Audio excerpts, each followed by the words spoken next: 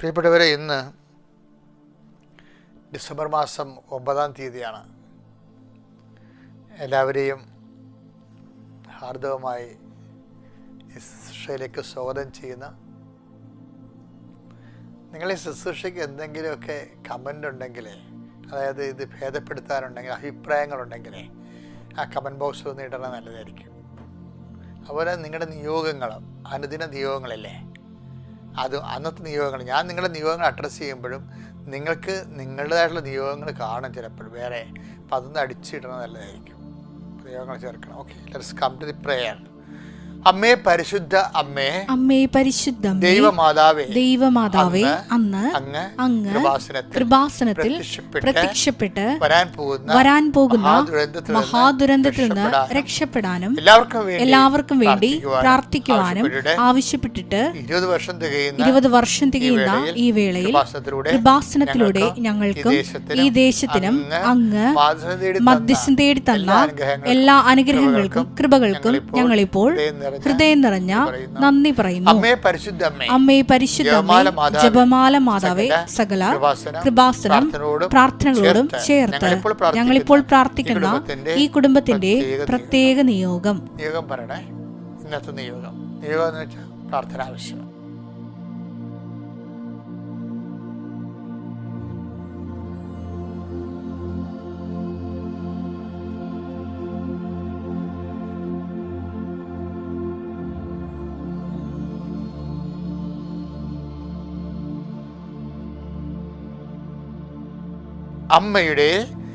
അമ്മയുടെ പ്രത്യക്ഷീകരണത്തിന്റെ ഈ അനുഗ്രഹവേളയിൽ ഞങ്ങൾക്ക് സാധിച്ചു തരുവാൻ കനിയണമേ. വിശ്വാസ പ്രമാണം. സർവശക്തനായ പിതാവും ആകാശത്തിന്റെയും ഭൂമിയുടെയും സൃഷ്ടാവുമായ ദൈവത്തിൽ ഞാൻ വിശ്വസിക്കുന്നു. അവിടുത്തെ ഏകപുത്രനും ഞങ്ങളുടെ കർത്താവുമായ ഈശോ മിശിഹായിലും ഞാൻ വിശ്വസിക്കുന്നു.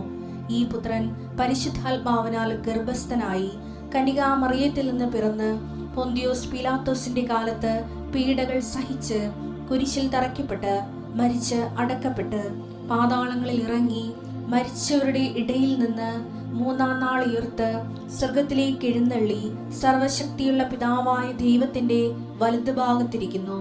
അവിടെ നിന്ന് ജീവിക്കുന്നവരെയും മരിച്ചവരെയും വിധിക്കുവാൻ വരുമെന്നും ഞാൻ വിശ്വസിക്കുന്നു. പരിശുദ്ധാത്മാവിലും ഞാൻ വിശ്വസിക്കുന്നു. വിശുദ്ധ കത്തോലിക്കാ സഭയിലും പുണ്യവാന്മാരുടെ ഐക്യത്തിലും പാപങ്ങളുടെ മോചനത്തിലും ശരീരത്തിന്റെ ഉയർപ്പിലും നിത്യമായ ജീവിതത്തിലും ഞാൻ വിശ്വസിക്കുന്നു. ആമേൻ. സുഖസ്ഥനായ ഞങ്ങളുടെ പിതാവേ, അങ്ങയുടെ നാമം പൂജിതമാകണമേ. അങ്ങയുടെ രാജ്യം വരണമേ. അങ്ങയുടെ തിരുമനസ് സ്വർഗത്തിലെ പോലെ ഭൂമിയിലും ആകണമേ. അന്നു വേണ്ടുന്ന ആഹാരം ഇന്ന് ഞങ്ങൾക്ക് തരണമേ. ഞങ്ങളോട് തെറ്റ് ചെയ്യുന്നവരോട് ഞങ്ങൾ ക്ഷമിക്കുന്നത് പോലെ ഞങ്ങളുടെ തെറ്റുകൾ ഞങ്ങളോടും ക്ഷമിക്കണമേ. ഞങ്ങളെ പ്രലോഭനത്തിൽ ഉൾപ്പെടുത്തരുതേ, തിന്മയിൽ ഞങ്ങൾ രക്ഷിക്കണമേ. ആമേൻ. നന്മ നിറഞ്ഞ മറിയമേ, സ്വസ്തി. കർത്താവ് അങ്ങയുടെ കൂടെ സ്ത്രീകളിൽ അങ്ങ് അനുഗ്രഹിക്കപ്പെട്ടവളാകുന്നു. അങ്ങയുടെ ഉദരത്തിൻ ഫലമായി ഈശോ അനുഗ്രഹിക്കപ്പെട്ടവനാകുന്നു. പരിശുദ്ധ മറിയമേ, തമ്പുരാന്റെ അമ്മേ, പാപികളായ ഞങ്ങൾക്ക് വേണ്ടി ഇപ്പോഴും ഞങ്ങളുടെ മരണസമയത്തും തമ്പുരാനോട് അപേക്ഷിക്കണമേ. ആമേൻ. കർത്താവേ, നിന്റെ ഉന്നതമായ നാമത്തിന് സ്വസ്ത്രം ചെയ്യുന്നു. കർത്താവേ, നിന്റെ വിശുദ്ധ പൗരോഹിത്യത്തെ മഹത്വപ്പെടുത്തണമേ. കർത്താവേ, സഭയിലുള്ള സാന്നിധ്യം പ്രകടമാക്കണമേ. 38 വർഷം ഞാൻ അർപ്പിച്ച കൃപാനയുടെ യോഗ്യതയാൽ കൃപാസനം അൾത്താറെ ജീവനോടെ പ്രത്യക്ഷപ്പെട്ട പരിശുദ്ധ അമ്മയുടെ മാധ്യസ്ഥത്തിൽ അൾത്താറെ നടന്ന 10,000-കണക്കിന് ആരാധനയുടെ ശക്തിയാൽ അങ്ങയുടെ മക്കൾക്ക് വേണ്ടി പ്രാർത്ഥിക്കുന്ന കർത്താവേ, ചൊറിയും ചിരങ്ങും ഒക്കെ വന്ന് തൊലിക്കുക, എല്ലാം തൊലിവ് ഊതി നീറി ഒക്കെ വേദനിച്ച് ഉറക്കമില്ലാതെ കിടക്കുന്നവരെ അങ്ങയുടെ വിശുദ്ധമായ രക്തം തളിച്ച് കർത്താവെ സുഖപ്പെടുത്താൻ പ്രാർത്ഥിക്കുന്നു. മരുന്നുകൾ തെറ്റിക്കഴിച്ചത് കാരണം, തെറ്റിക്കൊടുത്തതിൻ്റെ കാരണം, ഉള്ളിച്ചെന്ന കാരണം വ്യത്യസ്തമായ അലർജി രോഗങ്ങൾ വന്നിട്ടുള്ളവരുണ്ട്. നമുക്ക് സഹിക്കാനോ കാണാനോ പറ്റാത്ത രീതിയിലുള്ള വികൃത കോലങ്ങളായി പോയിട്ടുണ്ട്. കർത്താവെ, അവരെ ഇനി മെഡിസിനും ശാസ്ത്രത്തിനും ഒന്നും ചെയ്യാൻ പറ്റത്തില്ല. അമ്മയെ, പരിശുദ്ധ അമ്മയെ, ദേവമാതാവേ, അമ്മയുടെ പ്രത്യക്ഷീകരണത്തിൻ്റെ അടയാളമായി ആ മക്കളിലെ അമ്മയുടെ കൈകൾ പോലെ പൂ പോലെയുള്ള കൈകളായി, ഭംഗിയുള്ള കൈകളായി മാറാൻ, ശരീരമായി മാറാൻ കർത്താവേ, നിന്റെ വിശുദ്ധ രക്തം മക്കളിലേക്ക് കൊടുക്കണമേ. ശ്വാസകോശ രോഗങ്ങളുള്ളവരുണ്ട്, കരൾ രോഗങ്ങളുണ്ട്, കിഡ്നി രോഗങ്ങളുണ്ട്, അവരെല്ലാം അങ്ങ് ഈശോ സ്പർശിക്കണമേ. ഉച്ച മുതൽ ഉള്ളങ്കാല് വരെ കർത്താവിൻ്റെ രക്തം പടരട്ടെ. എല്ലാ കോശങ്ങളിലും കർത്താവിൻ്റെ രക്തം പടരട്ടെ. എല്ലാ സന്ധിബന്ധങ്ങളിലും കർത്താവിൻ്റെ രക്തം പടരട്ടെ. എല്ലാ മാംസപേശികളിലും കർത്താവിൻ്റെ രക്തം പടരട്ടെ. കർത്താവിൻ്റെ കാരുണ്യത്തിലെ എല്ലാ കോശങ്ങളെ സ്പർശിക്കട്ടെ. കർത്താവ് ആന്തരികമായ അവയവങ്ങൾ നിന്റെ വിശുദ്ധമായ രക്തത്തെ സ്പർശിക്കപ്പെടട്ടെ. കർത്താവ് മാരകരോഗങ്ങൾ, മാറാരോഗങ്ങൾ കർത്താവിൻ്റെ രക്തം സ്പർശിക്കട്ടെ. 38 വർഷത്തിൻ്റെ ശക്തിയായി, കുർബാനയുടെ ശക്തിയായി ഞാൻ മക്കൾക്ക് വേണ്ടി പ്രാർത്ഥിക്കുന്നു. കൃപാസ്ഥാനത്താറെ ജീവനോടെ പ്രത്യക്ഷപ്പെട്ട മാതാവിൻ്റെ പ്രത്യക്ഷീകരണത്തിൻ്റെ സ്ഥിരീകരണത്തിനായി നടത്തിയിട്ടുള്ള മുഴുവൻ ആരാധനകളുടെയും അടയാളങ്ങളുടെയും ജനങ്ങളുടെ സാക്ഷ്യങ്ങളുടെ അടിസ്ഥാനത്തിൽ പ്രാർത്ഥിക്കുന്നു. കർത്താവിൻ്റെ സ്വർഗം തുറക്കണമേ, സ്വർഗം തുറക്കണമേ, സ്വർഗം തുറക്കണമേ. അങ്ങയുടെ വിശുദ്ധമായ രക്തം എല്ലാ മക്കളിലേക്കും തളിക്കപ്പെടണമേ. എല്ലാ ജീവിത ഭാരങ്ങൾ അനുഭവിക്കുന്നവർ, ജോലി ഇല്ലാത്തവർ, വിവാഹം ഒത്തുവരാത്തവർ, വീട് പോലും കെട്ടാൻ ഒക്കാത്തവർ, വീട് പണിയാൻ ഒക്കാത്തവർ, വീട് റിപ്പയർ ചെയ്യാൻ പറ്റാത്തവർ, കർത്താവ് സ്വന്തം സ്ഥലം പാടമായി പോയത് നിലവാക്കി കിട്ടിയിട്ട് അത് വീടിന് ലൈഫ് വീടിന് വെച്ചിട്ട് പിന്നെ ലോണും കൂടി എടുത്തിട്ട് ജീവിക്കാൻ വേണ്ടിയൊക്കെ നോക്കുമ്പോൾ ഒരെണ്ണത്തിന്മേൽ തട്ടി 9 ജീവിത അവസ്ഥകൾ നിന്ന് പോണവരുണ്ട്. ഒരൊറ്റ തടസ്സത്തെ 9 ജീവിത സാധ്യതകളെ തകർത്ത് കളയുന്ന ആ ഒറ്റ തടസ്സങ്ങളെ യേശു ക്രിസ്തുവിൻ്റെ നാമത്തിൽ നിങ്ങൾ പോട്ടേന്ന് മാതാവിൻ്റെ മധ്യസ്ഥത കൽപ്പിക്കുന്നു. Lord Jesus Christ, pour out His Spirit. The fire fingers suck with the precious blood. Lord, infuse His Spirit.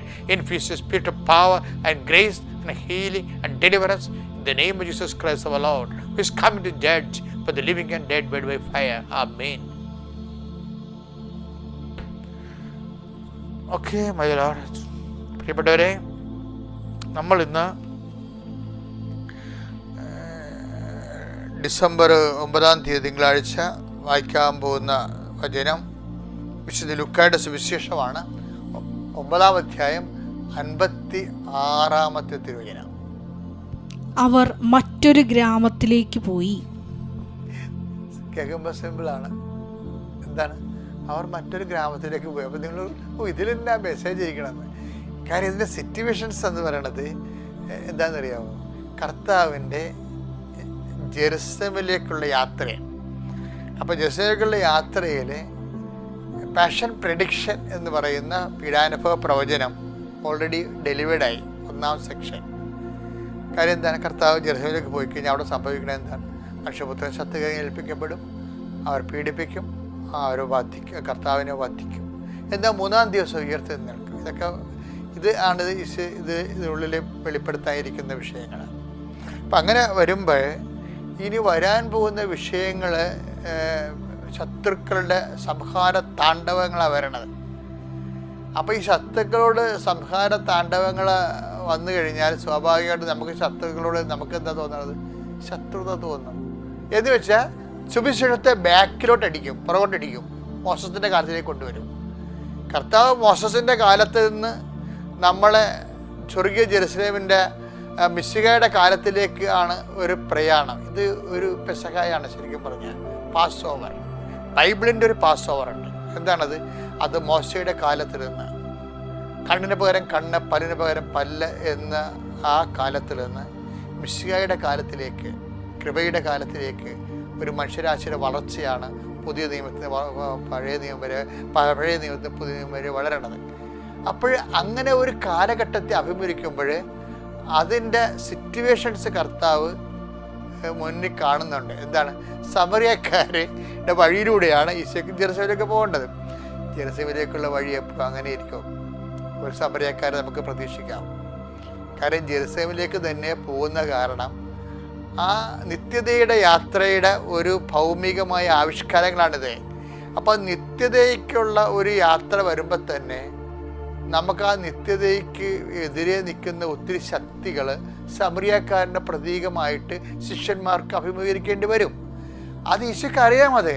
അതുകൊണ്ട് പറയും, നിങ്ങൾ സന്ധ്യയാകാൻ പോണ്, നിങ്ങൾ സമറിയയിൽ പോയി നമുക്ക് രാത്രി കിടക്കാനുള്ള സാഹചര്യങ്ങൾ ഉണ്ടാക്കണമെന്ന് പറയുമ്പോൾ ഇവർ യാക്കോബും യോഹന്നാനും ഫസ്റ്റ് പാട്ടിനെ വിടണത്. 10 ദിവസം അവിടെ ഉണ്ടായിരുന്നു. വലിയ അത്ര കുഴപ്പക്കാരൊന്നുമല്ല, കുഴപ്പക്കാരെയാണ് പറഞ്ഞു വിട്ടിരിക്കണത്. എന്താ ഇവരാരാണ്? ഇവർ രണ്ടുപേരും ആ യോഹന്നാൻ മാന്താനയുടെ ശിഷ്യന്മാരാ. അപ്പോൾ യോഹന്നാൻ മാന്താനയുടെ ശിഷ്യ എന്ന് പറയുമ്പോൾ യോഹന്നാൻ മാന്താൻ എന്താ പറഞ്ഞിരിക്കുന്നത്? യോഹന്നാൻ സ്നാപകൻ എന്താ പറഞ്ഞിരിക്കണത്? വൃക്ഷങ്ങളുടെ വേരിന് കൂടാലോപിക്കപ്പെട്ടിരിക്കുന്നു, പഴം തരാത്തതെല്ലാം വെട്ടി വീഴ്ത്തപ്പെടും. അപ്പോൾ വളരെ കർക്കശമായ പഴയ ഏലിയാക്കാലം തിരിച്ചു വന്നിരിക്കണതാണ്. കോംപ്രമൈസ് ഇല്ലാത്ത ബാലിൻ്റെ പ്രവാചകന്മാരെ മുച്ചൂടും മുടിക്കുന്ന ഒരു കാലത്തിൻ്റെ ഓർമ്മയായിട്ട് ഒരവതാരമായിട്ട് സ്നാപകൻ നിൽക്കുകയാണ്. അപ്പോൾ പഴയ നിയമത്തെ പുതിയ നിയമം തള്ളിക്കളയണില്ല. സ്നാപകന് പഴയ നിയമത്തിൻ്റെ വക്താവായിട്ടാണ് കൂടെ നിർത്തിയിട്ടുണ്ട്. പക്ഷേ ഇവർ പുതിയ നിയമത്തിൻ്റെ ആൾക്കാരാണ്.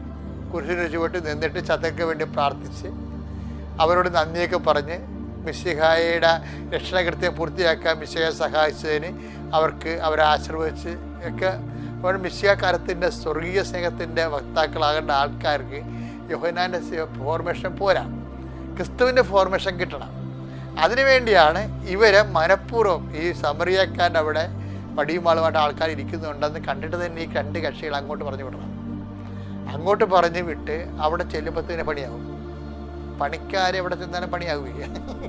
വൈരാഗ്യം, വിദ്വേഷം, ചതി, എടുത്തുചാട്ടം, മുൻകോപം, കലഹം, പിന്നെ ഇതൊക്കെയുള്ള പാർട്ടി എവിടെ ചെന്നാലും ആ സാധനം പുറത്തിടാനുള്ള സാഹചര്യം ഉണ്ടാകും. ഇവർ ചെല്ലുകയും അവർ വടിവാളുമായിട്ട് നിൽക്കുകയാണ്, നിൻ്റെയൊക്കെ തലവെട്ടിക്കളി എന്ന് പറയാം. അപ്പം യോഹന്നാൻ സടകുടഞ്ഞ് പഴയ സൗകര്യം സടകുടഞ്ഞിരുന്നിട്ടുണ്ട്. യോഹന്നാൻ യൂട്ടേൺ അടിക്കും, അടുത്ത് കർത്താവിൻ്റെ അടുത്ത് വന്നിങ്ങനെ മസിൽ കയറി നിൽക്കും. അപ്പോൾ വിശ്വസിച്ചു എന്നാ പറ്റി? ഞങ്ങൾക്ക് ഈ അധികാരം തന്നെങ്കിൽ അവന്മാരുടെ പണി ഞങ്ങൾക്കിപ്പോൾ കൂട്ടുമെന്ന് പറയും. എന്താണ്? സുഖത്ത് നന്ദി ഇറങ്ങി വീഴും, അവരെ നശിപ്പിക്കാൻ ഞങ്ങൾ കൽപ്പിക്കട്ടെ എന്ന് പറയും. അപ്പോൾ ഈശോ പറയും, മണ്ടന്മാരെ, വാട്ട് സ്പിരിറ്റ് ലീഡ്സ് യു? കർത്താവിൻ്റെ വചനങ്ങളിൽ ഏറ്റവും എനിക്ക് ഇഷ്ടപ്പെട്ട ടിപ്പണിയിലേ ഉള്ളു കണ്ടത് 9:55 ലൂക്കാൻ്റെ സുവിശേഷം. എന്താ പറയണത്? What spirit Leeds U? എന്താണ്? എന്ത് രൂപയാണ് നിങ്ങൾക്കുള്ളതെന്ന് നിങ്ങൾക്കറിയത്തില്ലെന്ന്. അത് മനുഷ്യൻ്റെ പ്രശ്നം എന്താണല്ല, മനുഷ്യൻ്റെ മുഴുവൻ പ്രശ്നം എന്താണ്? നമുക്കുള്ള അരൂപി എന്താണെന്ന് നമുക്കറിയത്തില്ല, അതാണ് പ്രശ്നം. ചുട്ടാരൂപിയുണ്ട്, ലോകാരൂപിയുണ്ട്. ഇത് നമ്മൾ അറിഞ്ഞാലല്ലേ ഈ സാധനത്തെ നമുക്ക് അഡ്രസ്സ് ചെയ്യാൻ പറ്റത്തുള്ളൂ. പരിശുദ്ധാരൂപിയെ നയിക്കപ്പെടണം, അപ്പോഴാണ് ദൈവത്തിൻ്റെ മക്കളാകണം. റോമ 8:14 പരിശുദ്ധാത്മാവ് നയിക്കപ്പെടുന്നവരെല്ലാം ദൈവത്തിൻ്റെ മക്കളാകും. അപ്പം ദൈവത്തിൻ്റെ ഉദ്ദേശം എന്താണ്?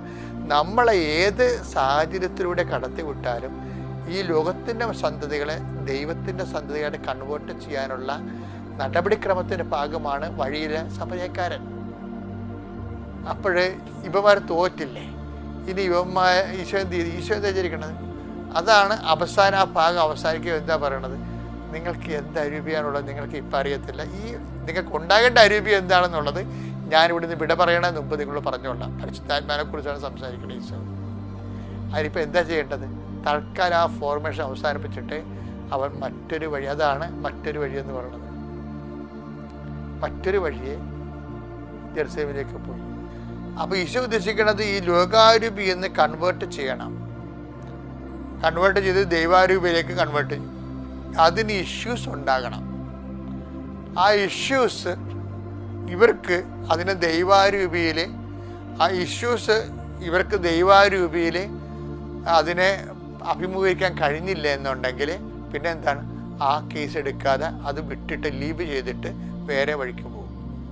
ചില കാര്യങ്ങൾ ഇപ്പം ഒരു കച്ചവടം നഷ്ടമാണ് എന്ന് വിചാരിച്ചോ, നഷ്ടമാണെങ്കിൽ എന്ത് ചെയ്യും? ആ നഷ്ടമാണെങ്കിൽ സ്വാഭാവികമായിട്ട് നമ്മൾ പിന്നെയും ആ കച്ചവടത്തിൽ കാശ് ഇൻവെസ്റ്റ് ചെയ്യണം.